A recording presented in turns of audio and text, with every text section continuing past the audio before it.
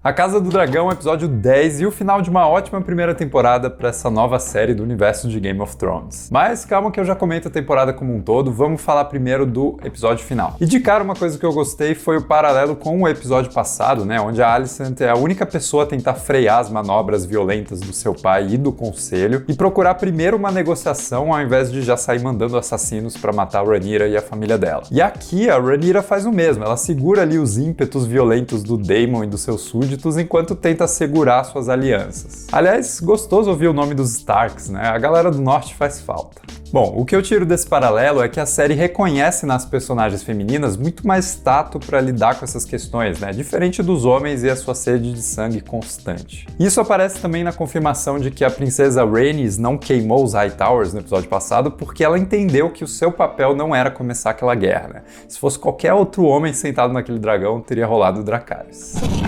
Mas beleza, vamos falar de simbolismo agora, porque eu acho que esse episódio traz um momento muito interessante, mesmo que seja um pouco agoniante. E eu tô falando do parto prematuro da Rhaenyra, que vem depois da notícia chocante de que o seu pai morreu e os verdinhos tomaram o trono. Não só a cena é de um sofrimento tremendo, né, uma cena difícil de assistir, mas ela termina com a Rhaenyra puxando o seu próprio filho natimorto pra fora com a mão ali. E depois ele é cremado na frente de todo mundo, né, momentos antes da Rhaenyra ser coroada rainha, né, pelas mãos do próprio Daemon, que coloca ali a coroa gentilmente na sua cabeça, assim como ele tinha feito com o Viserys no episódio retrasado. Mas disso tudo, eu quero destacar duas coisas. Primeiro que um filho que nasce morto é uma representação muito forte de um futuro que foi roubado, né? Toda uma vida que existiria e que jamais será. Assim como um reinado de paz, que talvez a Rhaenyra sonhasse para si mesma, né? E que também não vai mais acontecer, né? Ele é um futuro de paz que já nasceu morto antes mesmo dela ser coroada. Mas tem outra coisa que essa cena do nascimento pode simbolizar, né, que é quase uma previsão de que no final do episódio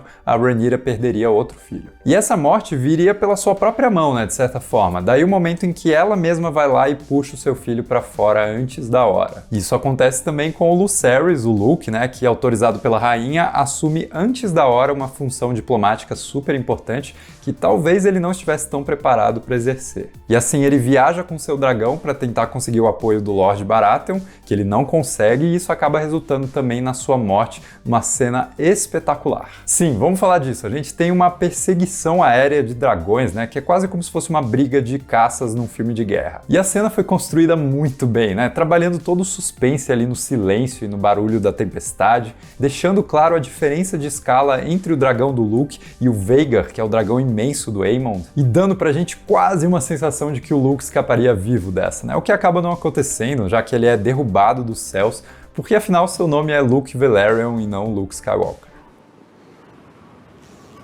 E pensar que o golpe final acontece não pelo comando do Aemond, que estava ali só brincando de intimidar, mas pela própria reação do Vhagar. O que só reforça a frase da Rhaenyra de que quando você traz dragões para uma guerra, todo mundo queima. O episódio termina então com o Daemon contando essa notícia pra Rhaenyra, né? E isso é algo que a direção esconde completamente. A gente nem ouve as palavras e também não vê o rosto em luto da rainha. Quando ela se vira, finalmente não existe mais espaço para tristeza, né? Só existe o fogo da guerra. Que a dança dos dragões comece.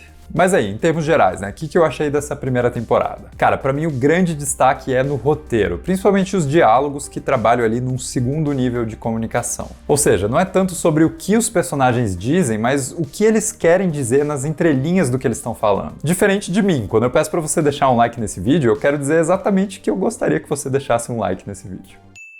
E assim, a cada palavra de comando do Viserys, você vê na verdade um rei trágico que preferia estar fazendo qualquer outra coisa do que estar ali sentado no trono. Outro exemplo, a Alicent sempre mostra uma amargura por uma vida decidida desde muito cedo por homens muito velhos. E isso afetou tanto ela que, assim como a Rhaenys diz pra ela no episódio passado, né, ela prefere, ao invés de conseguir liberdade, simplesmente colocar uma janelinha na sua prisão. A Rhaenyra, por outro lado, cara, é uma garota muito mais bem-humorada, muito mais otimista do que esse mundo cinzento de Westeros permitiria, né? Então, ao longo da temporada, a gente vai vendo essa alegria sendo sugada dela e o que sobra é a inteligência e a força de uma mulher que é muito mais sagaz do que todas as pessoas imaginam. Já o Daemon luta com a sua própria ambição, né, e suas tendências violentas e por um certo tempo ele consegue vencer, né? Ele encontra uma estabilidade ali no casamento com a Rhaenyra. Mas a gente sabe que o fogo interior tá ali querendo sair, né? E Isso pode acabar servindo a favor da rainha, como na cena que sugere ele domando um dragão ainda maior e mais poderoso nesse episódio, ou a coisa toda pode dar ruim, como na cena em que ele segura a Rhaenyra pelo pescoço, né? Uma atitude que, cara, não é um bom sinal em nenhum relacionamento. Mas beleza, existem problemas nessa primeira temporada? Claro. Cara, nada é perfeito, né? Eu acho que os saltos temporais que acontecem a partir da metade da primeira temporada, eles dão uma chacoalhada ali e a gente demora um pouco para se acostumar com os novos atores,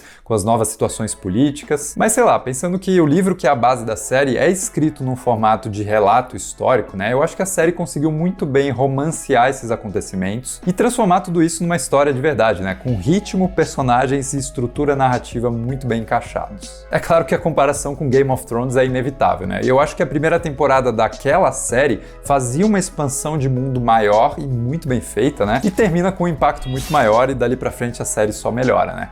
Até que de repente ela piora. Mas eu acho que a Casa do Dragão se dá muito bem focando o escopo dessa história num núcleo muito menor, né? Deixando a gente passar tempo com esses personagens para daí na segunda temporada aumentar de novo a escala dessa guerra. Mas aí, o que você achou desse último episódio, dessa primeira temporada como um todo? Comenta aqui embaixo, quero saber sua opinião. E se quiser assistir outro vídeo, eu vou deixar ele aqui. E cara, muito obrigado por acompanhar essa série toda comigo, né? E a gente se vê no próximo vídeo.